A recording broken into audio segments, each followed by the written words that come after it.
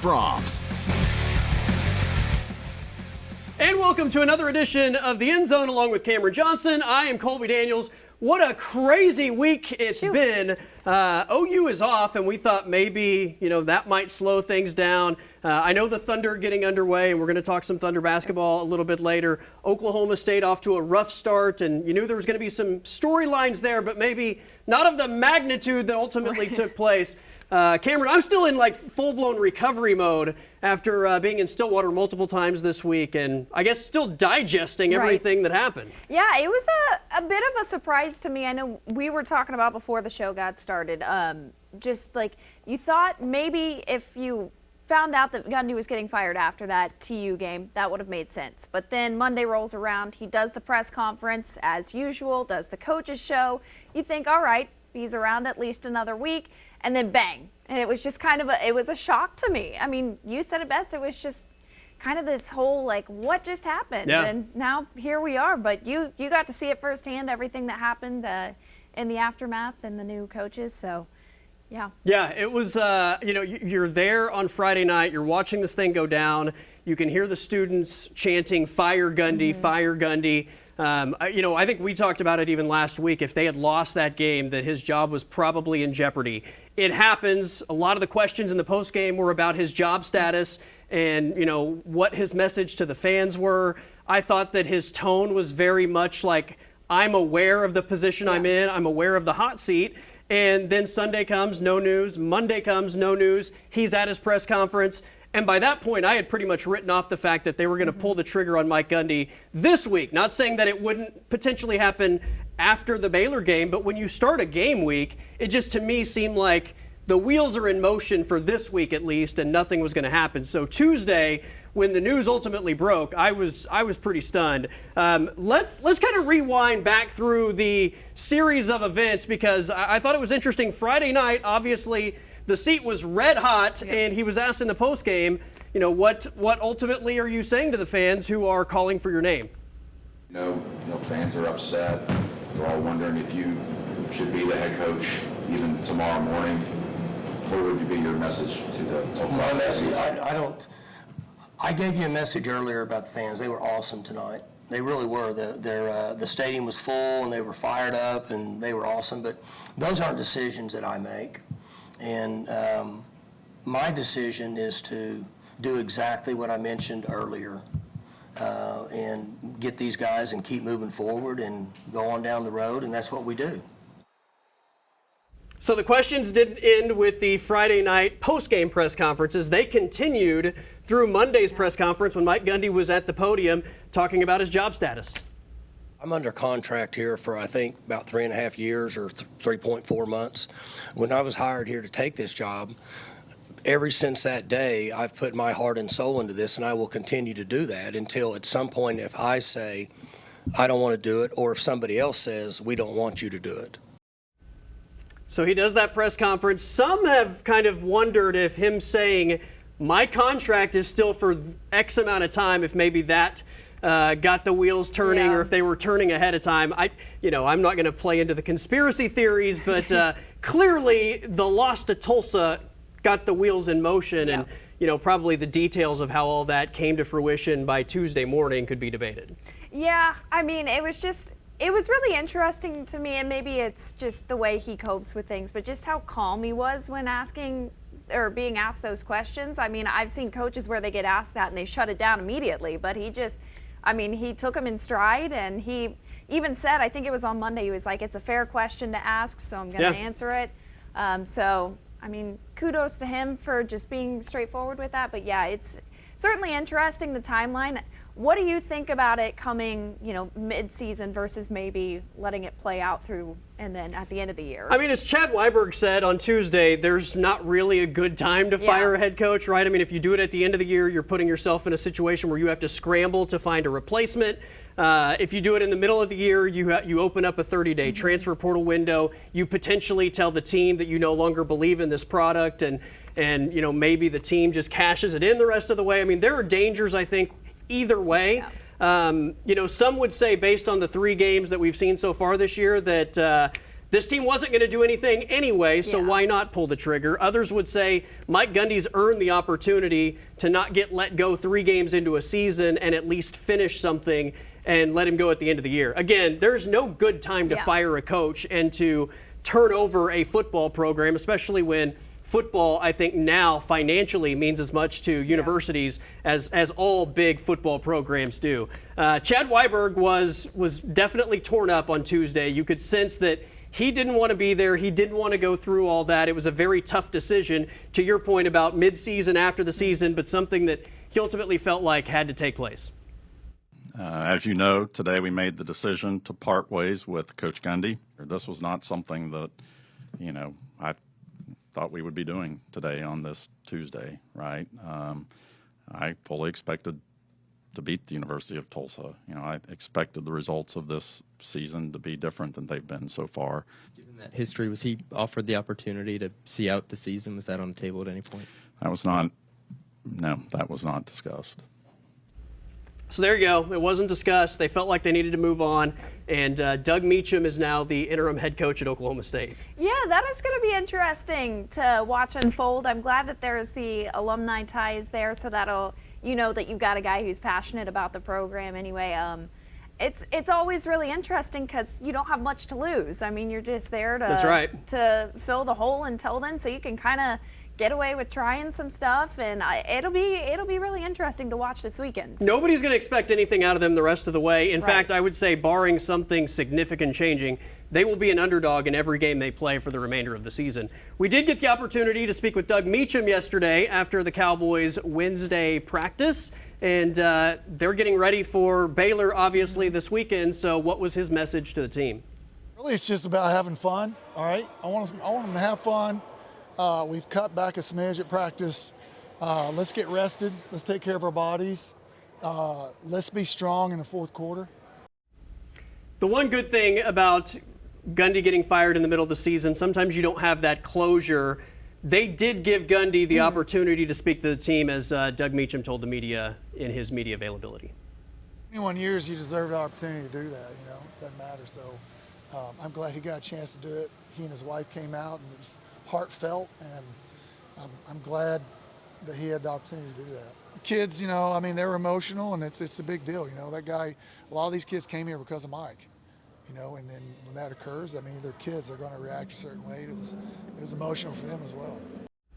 Not only did a lot of them go there for Mike, Mike is the only coach that has been at Oklahoma State for most of those kids' lives, right? 21 years. Most of those kids are probably 21 or under, and all they know is Mike Gundy as the head coach of the Cowboys. So obviously huge news out of Stillwater. And by the way, there is a football game to be played. We'll see what product is on the field Saturday, but they're a 3-touchdown underdog against Baylor. All right, we're going to take a timeout. We'll hear from one of Mike Gundy's former quarterbacks. Clint Shelf joins the show next.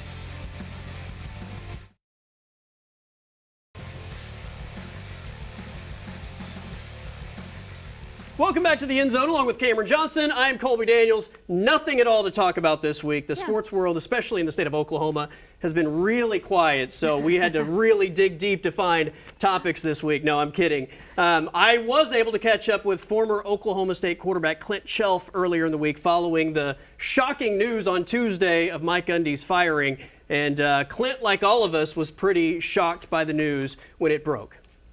I think absolutely stunned is a apt expression for how I felt. I'm like you. You play on a Friday, a pretty embarrassing loss, and then you make it through the Monday cycle. You make it even Saturday, Sunday. I think once you get a Friday game, everything's obviously pushed off of its normal Saturday timeline, and you make it through that Monday. I just thought, okay, it's business as usual.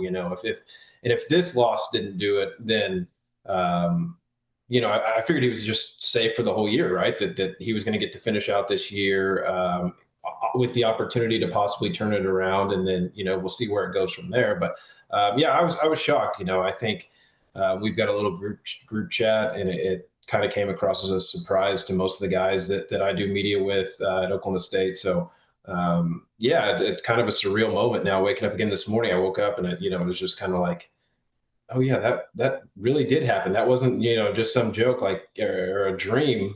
He's no longer there, right? So it's pretty surreal for Oklahoma State fans, and I was in that boat as well. Balancing, maybe what's best for the program and how you ultimately try and in some way, pay your respects to what Mike Gundy has maybe earned, but ultimately they have crossed that bridge. So I guess just your take on all the elements that, I think factor into this being an incredibly difficult decision for Chad Weiberg, which we saw yesterday in his press conference.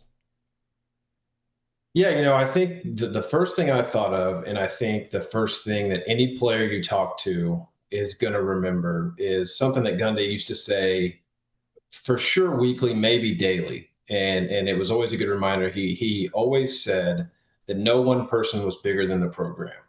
And I think back on that quote a lot. And I think that's ultimately what led to the decision for him to be let go. But the program is that way largely because of what he's done to build it, right? I mean, I think when you look at, we get this kind of behind us, you're going to look back at two names, in my opinion, T. Boone Pickens and Mike Gundy, as the biggest contributors to Oklahoma State football. And I know it's not great right now for the optics and for some people that wanted him there and keeping him throughout the season and what he's earned. But we have to remember that college football is now a business. And I think that's probably the best way that I can reconcile it, is that, you're competing with other schools who have already let their coaches go for the same pool of coaches, right? And basically it all boils down to money. And I think if you followed Oklahoma State for the last year or so, and there's been articles recently, you can go read that, the fundraising aspect hasn't really been there. There's been people that haven't wanted to give money.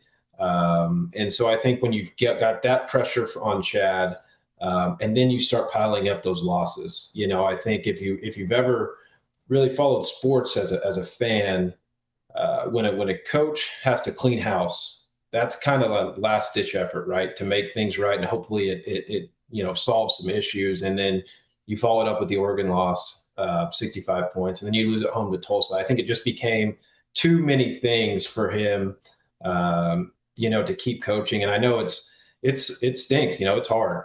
He's been Oklahoma State football for as long as basically I've been a fan and a player. And so, it just adds up, and it comes down to, I think, money and being a business, and you want to be a school that is taken seriously. And when you're losing at home to Tulsa, and that's not a disrespect to them by any means, they came out and played really hard, had a good game plan, and I really like what Coach Lamb's building over there. But if you think Oklahoma State is a program that needs to be competing for college football playoffs and Big 12 championships, then I think it sends a serious message that we're for real, and we want to get aligned with the donors and the money and make this a desirable job.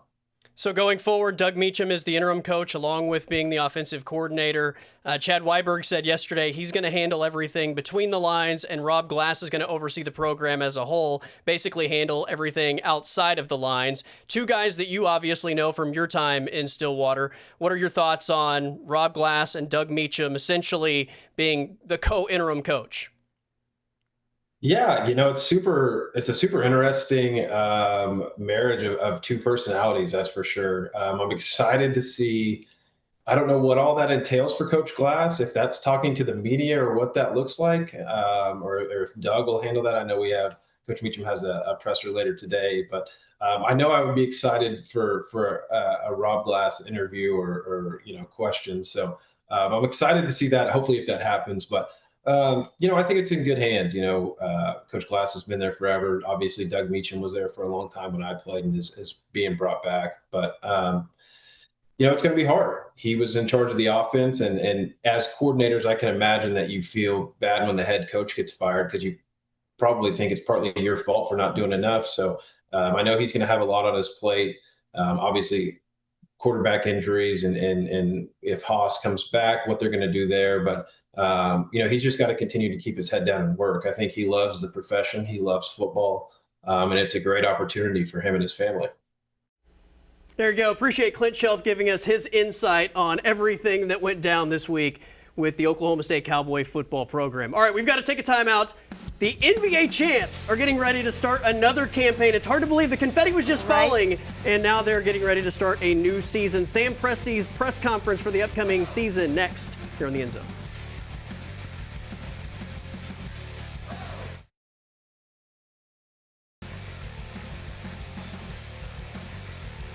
back to the show. The confetti was falling inside the Paycom Center just a couple months ago. Oklahoma City, the reigning world champions, and now they're getting ready to defend their championship. They don't necessarily look at it that way. This is a total reset for the Thunder. They are not going into this season with any sort of like championship mentality. They feel like they've got to earn everything. And I thought Sam Presti really hammered that point home today in his introductory press conference to the 2025-2026 season. Last season was a special year in our very, very brief organizational history, but the process of becoming a great team did not end last season. In order to become a great team again is the discipline and humility to turn the page. To maximize this coming season, we have to voluntarily divorce ourselves from the success of last season, or it will hold us back. People handle the year after winning the championship differently. The challenges are well documented, and the odds are clear that they're severely stacked against the team that won. The primary reason for that is simple. It's very, very, very hard to win. One time. It requires a combination of positioning, execution, and you need randomness to fall in your favor. Last season, we talked about nothing being expected, but anything being possible, and that's how we feel again this year. I swear all of that stuff just happened yesterday. I mean, Right? like watching the video, reliving it, I'm like, that just happened. Now Yeah. we're starting a new season. I like the phrase he used, involuntarily divorce That's ourselves. right. I don't think I've heard that one before. That's a clever way to.